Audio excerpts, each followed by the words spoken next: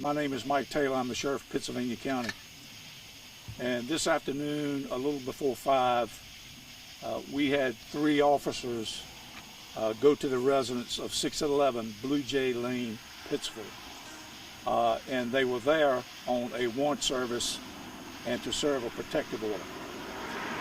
When the deputies and investigators approached the door, just soon after that, they were met with gunfire. The officers reported it, that they wanted to fire, that 2 had been struck. I'm happy to report that they were not struck by the bullets, but by shrapnel, it appears. One of the officers was transported to the emergency room just out of an abundance of caution. She's well, she's been released, and we have a gentleman by the name of James, and I'll spell his middle name and his last name, Andrew, spelling A-N-D-R-U, last name Leonard, L-E-H-N-E-R-D. Mr. Leonard was taken into custody.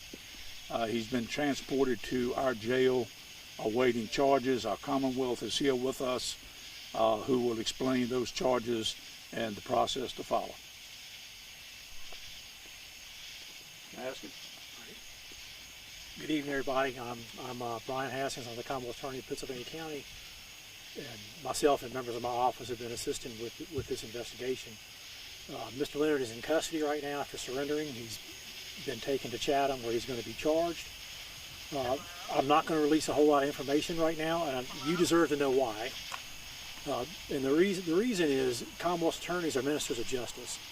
And I want everybody to understand that Mr. Leonard is going to be facing some serious charges. We're still contemplating what all those charges will be.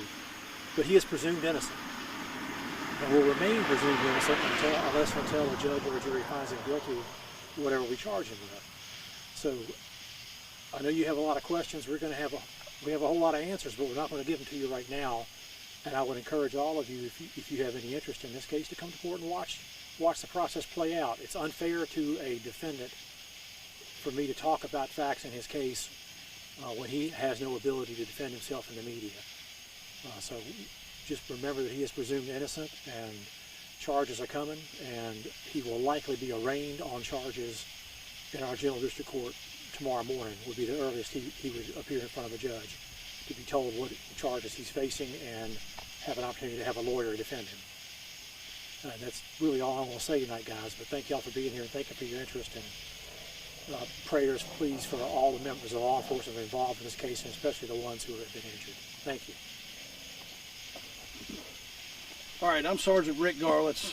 Sheriff Taylor has asked us to conduct the investigation into this incident this evening. Of course, that process is just now getting underway. We're waiting on a search warrant to enter the residence and collect evidence and find out exactly what this gentleman was up to and what was going on at that particular time.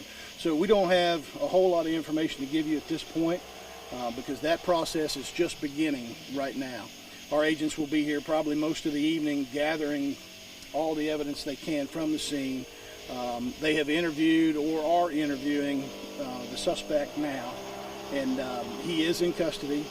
And like the sheriff and the Commonwealth attorney said, we're very happy that there were no further injuries tonight. This could have ended much worse than it did. I'm glad he gave himself up and came on out. So with that, we're going to open up for a few questions.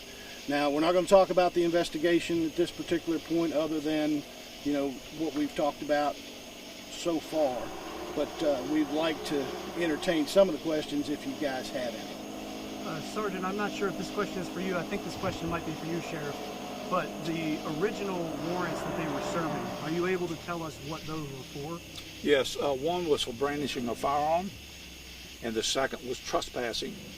In addition to that, there was a protective order that had been issued, and that's one of the reasons we were there, to attempt to serve the protective order as well. Can you tell me if your deputies followed what your normal policy would be, knowing that a potential suspect, a person might be armed, hearing the charge of brandishing a firearm, that there was a protective order? I don't know if I heard all of that or not. Yeah, I understand. The way that the warrant serving was conducted, Sure. with somebody that may have had a firearm given the charge of brandishing a firearm, and then also a protective order. The way that this was conducted and the way they approached the door, is this the way that it's supposed to happen? Yes, well, we're not supposed to be shot, but yes, they did follow the process, and you have to be careful at all times, of course. And these are seasoned officers, and they were using their precautions just like we do countless times during the week. That's why it's so important that officers always have their safety. They watch out after each other. And while I'm answering, let me tell you this. We had a response from agencies all across this state. And it really helps us with resources. Virginia State Police, they were right on scene. We had federal agencies here that were represented. We were getting calls for support. So for a local agency, that is paramount when these things happen, and we really appreciate that. But I hope I answered your question on the policy. You did. Why is VSP investigating this? Well, anytime that, I'm not going to get into all of the facts of the case, of course, because we're still learning these things. We're still, the guys are still on the ground down there right now trying to piece this together. But anytime we have something that may be an officer-involved shooting or an officer that has been shot, we will call on our partners just out of transparency, because people may think we have a vested interest in that because our officers were involved. So to clarify, did your law enforcement officers shoot at the individual? They did not. They did not. Sheriff, there were several neighbors I spoke with who said there was an incident at this same area last weekend with the same individual. Are you allowed to confirm any of that? I cannot. Are you able to tell us if the suspect, Mr. Leonard, is ex-military? I don't know his background as of yet. We have people that's working on that right now to get behind his history, if he has a history, if he's from this area originally. All right.